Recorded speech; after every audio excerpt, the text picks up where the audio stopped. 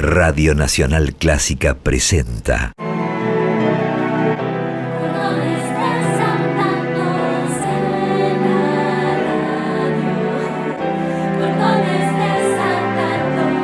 Clásicos Desatados. Idea y conducción, Jessica Feinsohn.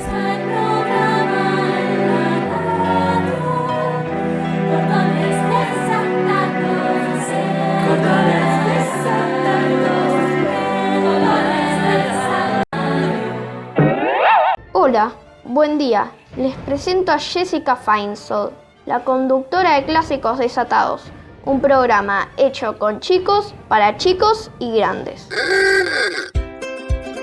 Hola, ¿cómo les va? Aquí estamos nuevamente con Clásicos Desatados, hoy en un programa revolucionario, un programón. Hoy hablaremos de la Revolución de Mayo de 1810 y tenemos hoy un invitado de lujo. Con algunos de los periodistas de Cordones Desatados, entrevistamos al historiador Felipe Piña. Pero antes que nada, los invito a recibir la sorpresa de hoy en Clásicos Desatados. ¿Cuál será? Después nos cuentan. Me gustaría que me envíen un mail o un WhatsApp contando qué los sorprendió de hoy. Sorprender, como todos saben, tiene varias acepciones.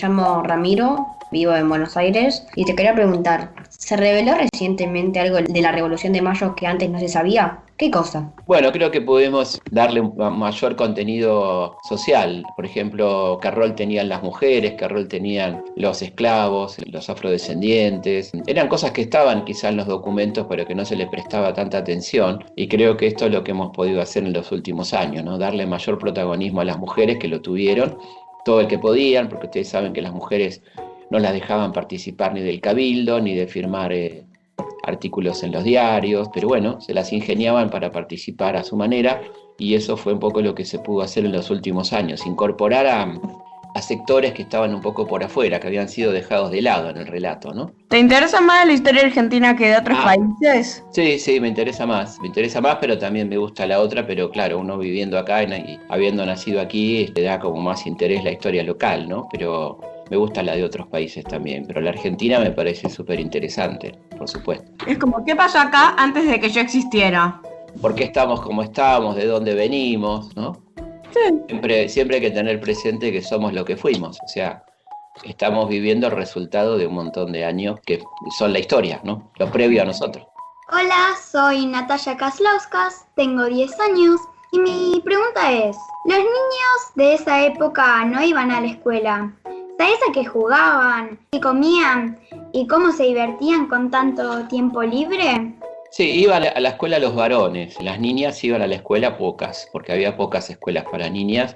No es que no había, pero la verdad que pocos chicos iban a la escuela, así que está bien informada en ese punto, claramente. Y después, bueno, era una ciudad bastante aburrida, Buenos Aires, no tenía mucho entretenimiento para chicos, no había como ahora que hay plazas o espacios dedicados a los niños, a las niñas. Así que los chicos la pasaban en la casa, jugaban en la calle no era un lugar muy amistoso porque estaba llena de peligros, porque había muchos animales sueltos, había mucho barro, una ciudad que se inundaba muy fácilmente, no tenía desagüe, bastante poco higiénica. La gente hacía sus necesidades en la escupidera, a la mañana la tiraba a la calle, así que imagínate qué feo, ¿no?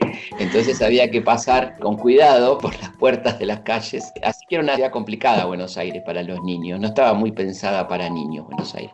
Los juegos que hacían eran el gallito ciego, era un juego muy popular, que lo deben conocer. Juegos así de grupo. Y en general los chicos no eran muy tenidos en cuenta. Era una sociedad muy de mayores, donde a los chicos no se le daba mucha importancia, ¿no?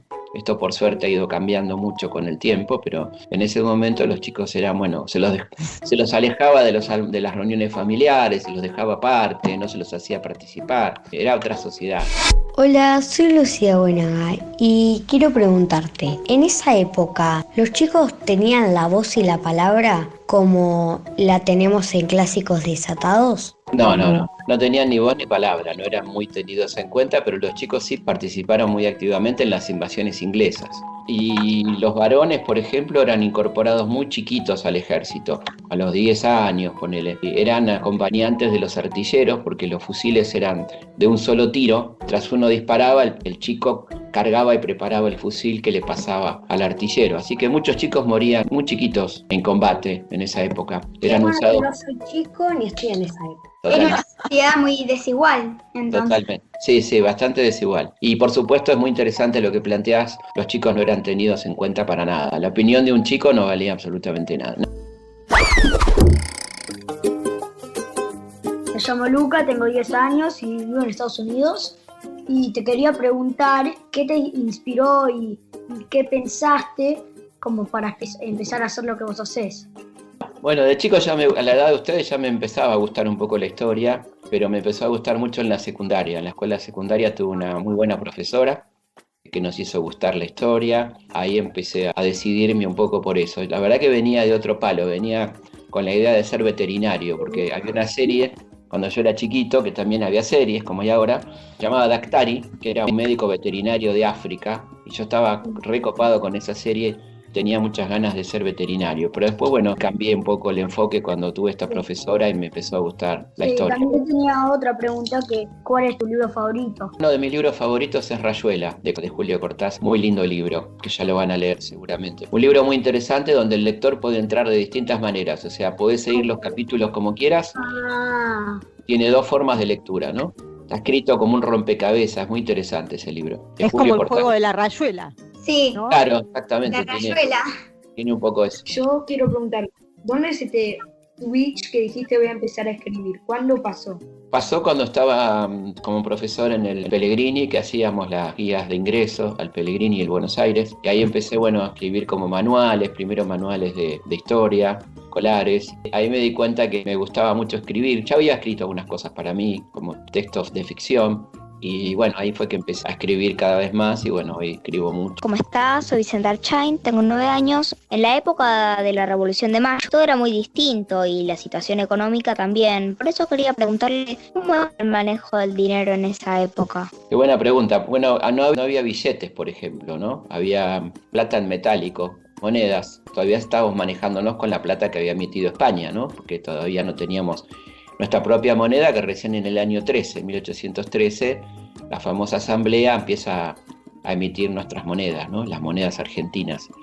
Pero hasta ese momento nos manejábamos con moneda española, que se falsificaba bastante, había muchos falsificadores de moneda también en aquella época, como también se falsificaban mucho los documentos, porque ustedes saben que no había foto, entonces los documentos eran simplemente un papel que decía, este señor se llama Tomás tanto, Natalia tanto, lo que sea, y entonces imagínate que cualquiera se podía hacer pasar por cualquiera. Era un mundo muy interesante en ese sentido, porque ¿Te robaban la identidad? Claro, que te robaban la identidad o aún tipo que había cometido un delito, se cambiaba el nombre, se hacía otro papel y listo, ¿no? Pero no todos sabían escribir. No, una minoría absoluta. Aparte lo tenías que hacer bien porque tenía que tener el sello, ¿no? Había que falsificarlo bien, digamos. Se calcula que solamente sabía escribir el 10% de la población.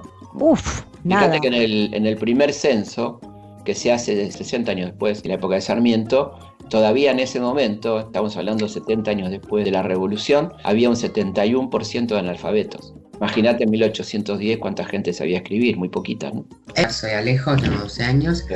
Y bueno, ahora sí. Hablando de los derechos de las personas, de que había gente que no sabía escribir, gente que sí, había ciertos derechos internacionales como los que hay hoy en día de la ONU que la Argentina debía respetar, o al menos el rey de España. Y en ese caso también habían derechos de los niños dentro de ese sector de derechos que todos tienen que respetar. Es muy buena la pregunta, Alejo. Había una Declaración de Derechos Humanos de 1789 de la Asamblea de París que muy pocos países respetaban. Claramente España no, porque era en ese momento enemiga de Francia y estaba muy en contra de esos derechos de la revolución. Así que acá no se respetaban los derechos humanos que se habían establecido ya hacía 20 años, ¿no? Pero para la época del 1810, quiero decir. Y no se respetaban. Los derechos del niño son muy tardíos. El niño va a empezar a tener existencia, va a empezar a ser tenido en cuenta bastante entrado el siglo XX. A ese momento el niño era un objeto, una propiedad de sus padres, ¿no? Los padres hacían lo que querían con los chicos. La justicia no se metía mucho en lo que pasaba hogares adentro, como tampoco se metía con el maltrato femenino. Ustedes saben que eso estaba casi autorizado por el Código Civil, ¿no? Niños y mujeres estaban completamente por fuera de los derechos, lamentablemente. O sea que había derechos, pero nadie los respetaba. Había derechos, pero acá en España ni siquiera los reconocía como tales, porque eran derechos que había proclamado la Revolución y España se consideraba completamente enemiga de la Revolución Francesa, ¿no? Y sus ideas de libertad, igualdad y fraternidad. Yo me llamo Julián Príncipe. ¿Qué música escuchaban los chicos? Se escuchaba mucha música clásica, música española, por supuesto. Había pocos lugares para escuchar música, algún teatro, el único teatro de Buenos Aires, que era la Ranchería, o el Teatro de la Comedia después, porque la Ranchería se quemó en un momento dado y tardaron como 10 años en hacer un teatro nuevo. Y después se escuchaba música en algunas casas de familias ricas que tenían piano, y los jueves hacían las famosas tertulias, que eran las reuniones sociales donde era el único momento que las chicas podían conseguir novio prácticamente porque no salían de sus casas. Entonces los jueves era día de tertulia y ahí se tocaba el piano y se cantaba. Y ya empezó a haber un poquito después, por ahí, algunos compositores argentinos, entre ellos Alberdi, que fue el que hizo la Constitución, también fue un gran compositor de música, por ejemplo, ¿no? Los bailes de la época eran el minué, mazur, el vals, empezaba muy despacito, ¿no? El vals un poquito más tarde, quizá. Eran bailes muy ceremoniosos, muy de distancia, ¿no? De las parejas no se tocaban, eran como algo lejano. ¿Y había tipo así fonógrafo a cuerda? No, todavía no. Hay que esperar un rato todavía. Hay que esperar como 40 años para que aparezca. Yo escuchaba música en vivo. Lo que aparece antes del fonógrafo es la pianola. La pianola eran pianos a cuerda, que vos ponías una partitura y el piano tocaba solo, pero era como una cajita de música. El mismo sistema de cajita de música que ya existía la cajita de música para esa época, ¿no? Y me imagino que esa cajita habrá sido cara. Muy cara, muy poca gente la tenía, la traían de Francia fundamentalmente, como mi abuela tenía una. Con cuerda. Suenan muy lindos, suenan como un carrusel, así como una música muy linda, muy aguda. Le quería preguntar si en esa época existía el término, a pesar de que eran más o menos ignorados, si existía el término de adolescentes, de bebés, de niños, como parte de la sociedad, como parte del vocabulario, y en ese caso cómo los diferenciaban. Tenían distintas responsabilidades, imagino. Sí. Que estudiaban cosas distintas, cómo se vestían, había algo que los diferenciaba. El concepto de adolescente es un concepto más tardío, ¿no? Se decían jovencitos, jovencitas. Ten en cuenta que la vida era más corta, por lo tanto el promedio de vida era 40 años aproximadamente. La gente se casaba muy jovencita, las chicas se casaban a los 14 años, ¿no? Porque, sí, a los 14 años se casaban porque había una enorme... Se casó a esa edad. Pero solo vivías 40 años, es como casarte a los 30 ahora. Claro, claro. Entonces, ¿por qué? Porque también empezaban a tener hijos muy jovencitas, porque había mucha mortalidad infantil. Por ahí de 10 hijos que tenían, sobrevivían 5 nomás, ¿no? Había muchas pestes. Y en cuanto a... No había vacunas. La vacuna que había era la vacuna de la viruela, que llegó acá en 1805. Llegó tarde y encima era la única. Sí, lo que pasa que la viruela era una de las pestes más bravas que había en aquel momento, ¿no? Era una pandemia. También. ¿Y era cara o se lo daban a toda la gente? No, era gratis, se la daban a todo el mundo. Era una pandemia. Era una pandemia y el Estado, en aquel momento el virreinato, se la daba a la gente.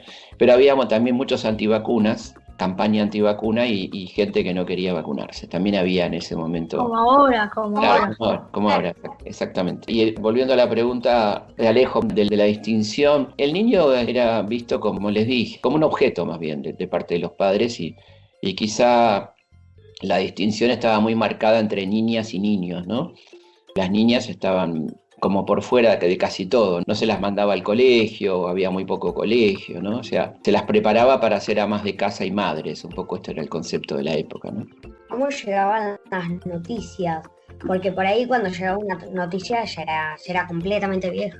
Totalmente, sí, las noticias llegaban con muchísimo atraso. Fíjate vos que, por ejemplo, cuando festejan en Londres que han conquistado Buenos Aires de la primera invasión, nosotros ya los habíamos echado.